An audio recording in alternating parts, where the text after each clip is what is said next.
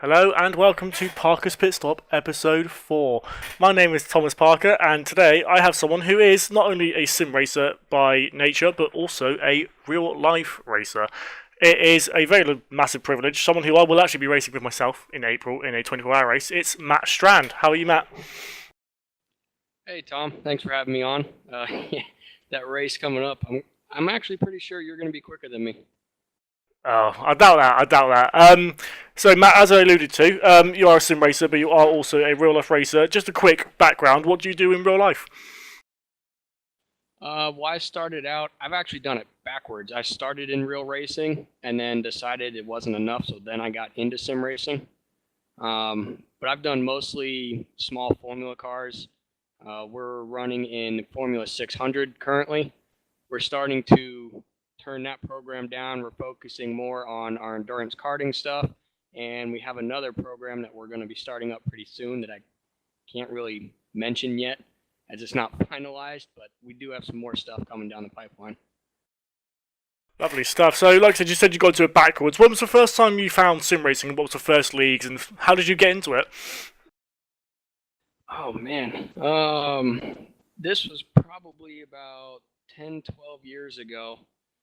I had a friend, his name's Nick Quinn, and he would always tell me about, I think it was F1 2002, and they had all the mods and everything for it for the Le Mans races. You know, they had the Group C mod that was real big back then for that game. And he'd always tell me about it. I'm like, oh man, that sounds cool, and I just never got around to doing it. And then I think I finally pulled the trigger on getting into sim racing for GTR2, and I started running with SSR. That was close to a decade ago now.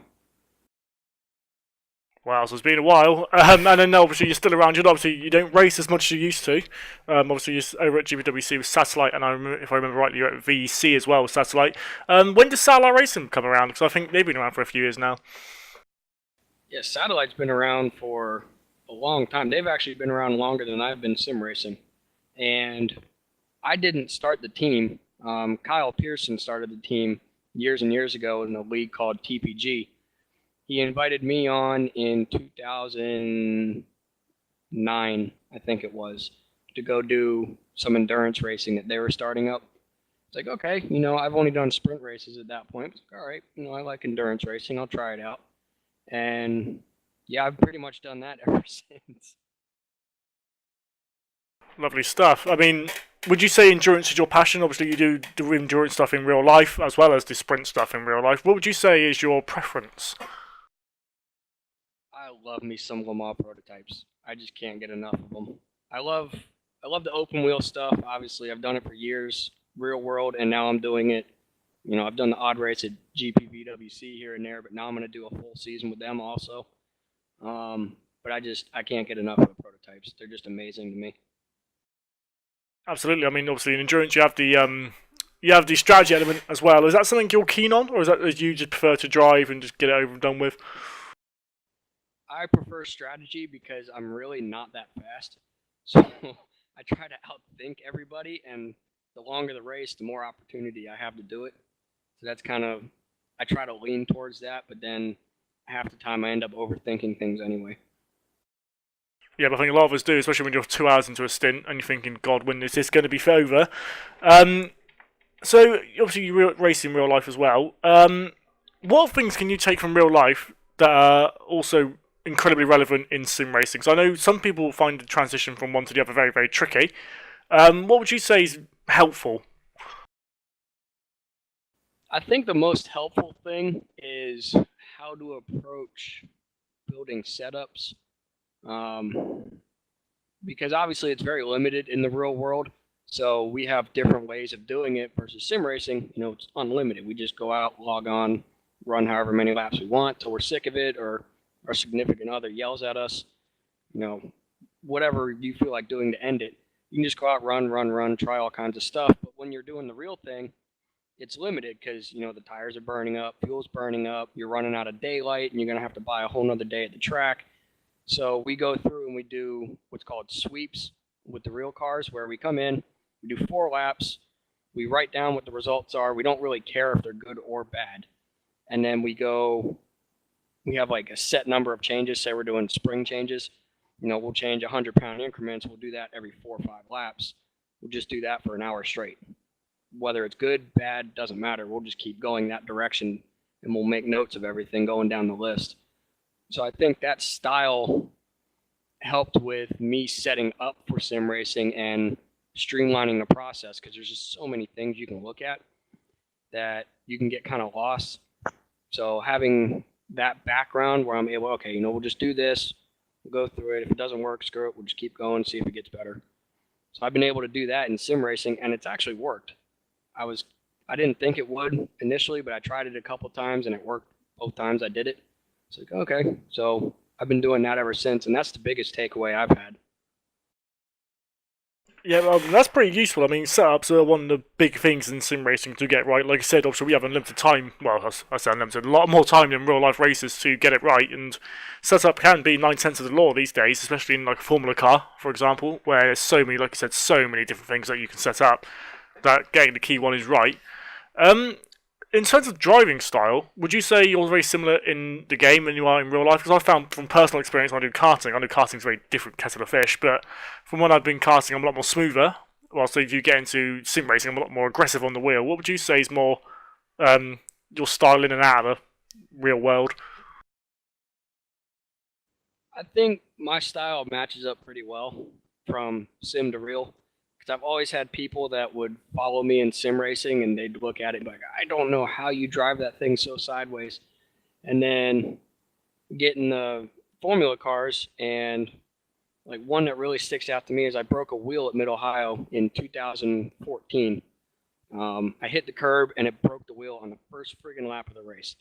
So I go into turn 1 at Mid Ohio, 2 corners after I broke this wheel, and it snapped on me real hard a couple times. And the video is still somewhere on YouTube. I'll have to see if I can find it. But the guy following me comes up to me after the race. He won the race, but he comes running up to me. It's like, I don't know how you did that. That was amazing. Like, how do you control a car that sideways? So I think my style between the two is actually pretty similar. I really like to hang a car out, and these cars that we run, it just happens to work for me. So that's pretty useful. And I mean, like I said, I always find myself in a sim. I'm very aggressive on the wheel, very aggressive on the throttle, etc. But if you put me in a car, and it's completely different contrast. I mean, I know at Milton Keynes 24-hour race last year, I was very smooth, very light on the throttle, very light on the brake. Whilst if you're in a sim racing car, you can't really do that. You've got to be heavy on the brakes, quite heavy out of acceleration, and that's just me. I mean, I know a lot of people aren't, but it's finding a way to work for you, really, and it's quite impressive that actually that you managed to take it over and it still works. So, nicely done there. In terms of the sim racing world, what are your plans for this year personally? And then for Satellite, as I alluded to earlier, obviously you've got a few things going on for Satellite. What things have you got planned? Well, for me personally, we're finishing up the VEC season. We're running a Ferrari in the GT class, and we're honestly getting our butts kicked. We just haven't come to grips with it. It's a really tight field. I think the whole field, Sepang was separated by 1.5 seconds. So we're getting our butts kicked, but if we make up half a second, we'll pick up like 8 positions in qualifying. I'm running that. I'm also running the GPVWC Super Cup season, which this will be my first full open wheel season. So that's going to be exciting. I've never done a full open wheel sim season before. That's all I have planned driving wise, because I really want to focus on them, because they're both ultra competitive leagues. We have Satellite as a team. We have cars all over the place. I know we've got a couple guys running in the HSO historic stuff today. We've got some iRacing leagues going on. What else? We have the GTR2 league at Explore Sim Racing, running DPs and GTD cars. We've got stuff covering 5 different games right now. That's really impressive. I mean, I know I've spoken to a few people on here, maybe 1-2 different leagues, but they've been on R Factor 2. So the fact you're on 5 different games is pretty impressive. Do you have a preference as to what game you prefer to drive, or is it just a case of I'll just drive anything? I'll drive them all. I love most of the stuff I'm running right now is R Factor 2, but that's just a fluke. I love iRacing. I still love GTR2. I love R Factor 1. I've gotten in a little bit to Automobilista, or however you say that. I can never pronounce it right. I've gotten into that a little bit more lately, but not enough to where I want to commit to a league for it, but I love the game. I run a little bit of race room experience when I get time, just entertainment factor, project cars. I don't discriminate. I love them all. That's a pretty good way to look at it. Yeah, I mean, that's a rather long list of games. I mean, everyone will have their preferences, but the fact that you can jump into any game and enjoy it is pretty much perfect, really. It's a sim racer's dream to go into a game, enjoy it a lot, and get something out of it. I mean, I know personally, I don't enjoy some sims, I won't name which ones, but I do enjoy other sims more. And the fact that you can just jump in and out, have really good fun, is brilliant. So, real life racing, I think it caught a couple of people's attention, and I know you had a few sim races at your endurance race the other week. I know one example sticks out in my mind is Sven de Vries. You talked to Sven, I know he lives in America, and you managed to bring him into the real world. How did that come about, and how have you developed him in terms of real road racing? My whole goal with Satellite, since I took it over as the actual owner, is find the guys in sim racing that just have natural ability and ridiculous amounts of talent, because I know the level of talent that I have, and I could have maybe, had I pursued it more, I could have maybe gone pro, but probably not, because I wasn't quite at that level. So I find guys like Sven and Jack Keithley's, and those people that just have just raw, born with genuine talent, and they just haven't had the opportunities and weren't fortunate enough to fall into a job in racing when they were 14 like I did. So I'm trying to give people like that a chance, at least get their foot in the door, and just, maybe something, you can maybe make something out of this, but getting your foot in the door is the hardest part. So I want to at least be able to do that for them.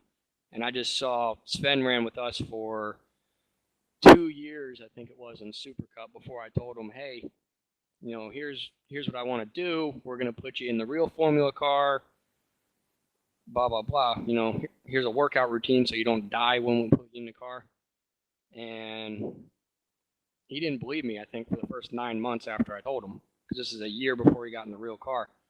And he didn't believe me, and he'd message me about once a month. Like, are you sure this is going to happen? Said, yes, I'm sure. I've already got the entry fee paid for your school and everything in the car, so don't worry about it. And then when he finally got there, he was unbelievably quick, honestly. He was within a second of myself and my teammate, Clint McMahon, by the end of the weekend, which is incredible. That is, and I mean, a lot of his sim racing stuff would help, but I think it's brilliant what you're doing, really. I mean, I wish I had that experience. I mean, quite frankly, I obviously lived in America, quite honestly, so if I had a chance, well, hey. But, yeah, I think what you're doing there is brilliant.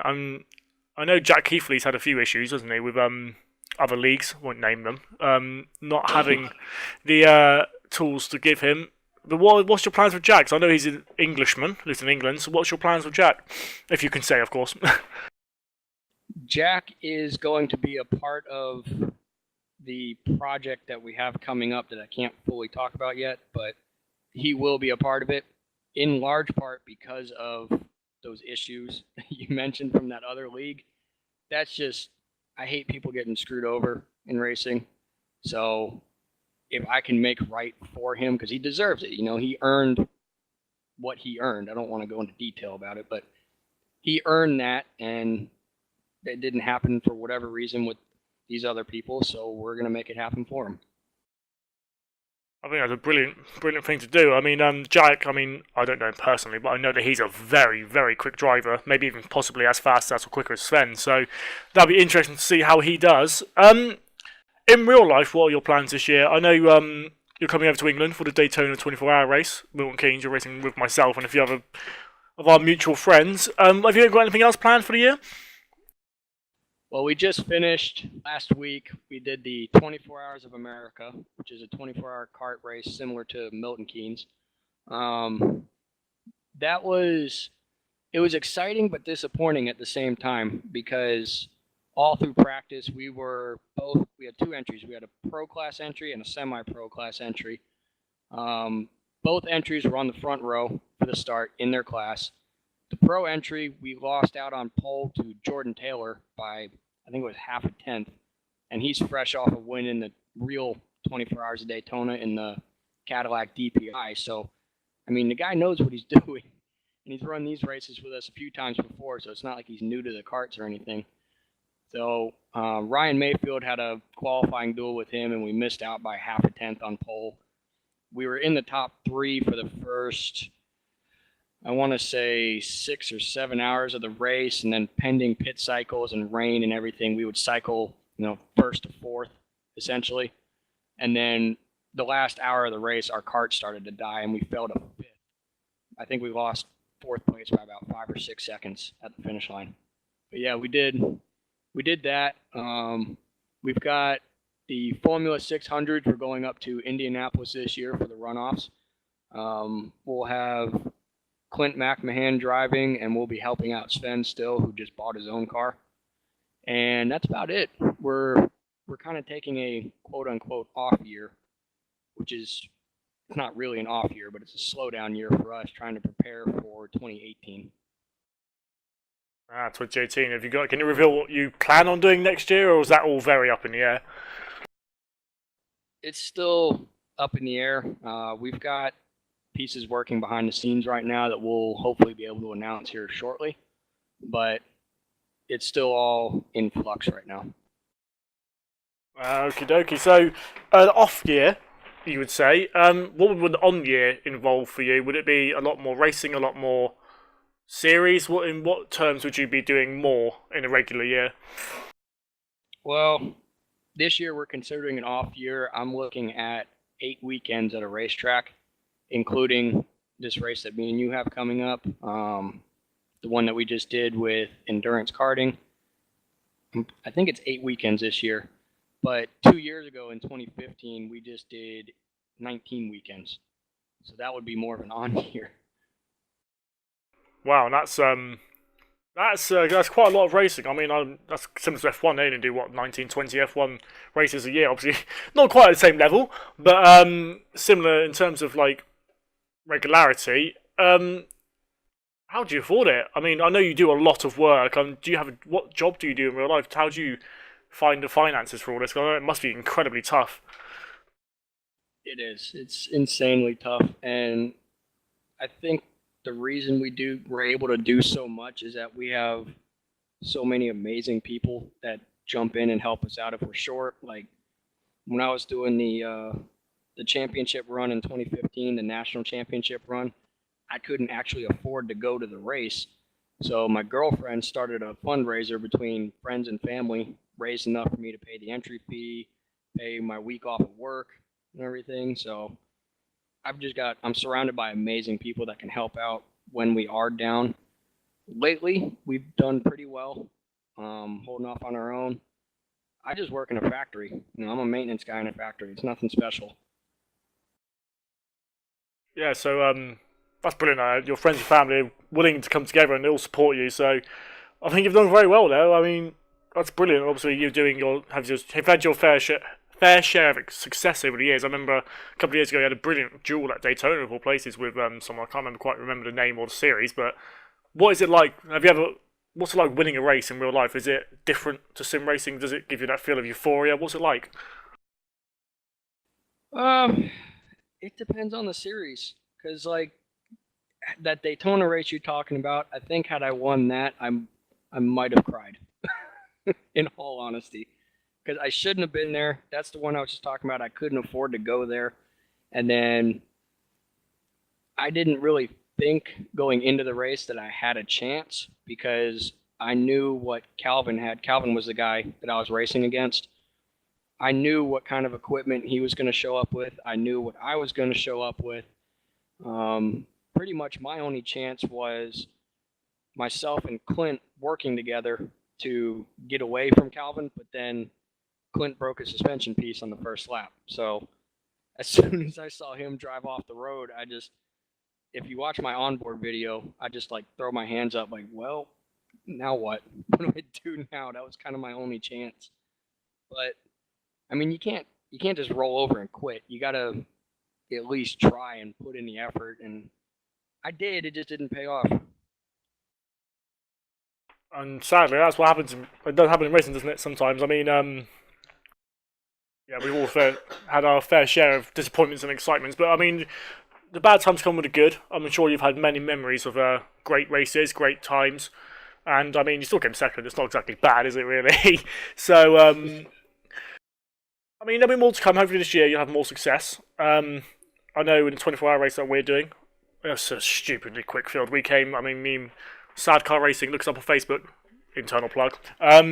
We came. I think we came 11th last year in a field of 20 Sony carts, and it's just stupidly crazy. I mean, it's great fun, but it's so competitive at the same time. And I can't wait to see you there, to see all the people we made friends with last year, a few teams, a few rivals we made last year. It'll be great racing, and I think that's what racing's all about. It's all about the community side of it, and I think that's what brings us a lot of us together. I mean, do you find that in America as well? I know England's very different.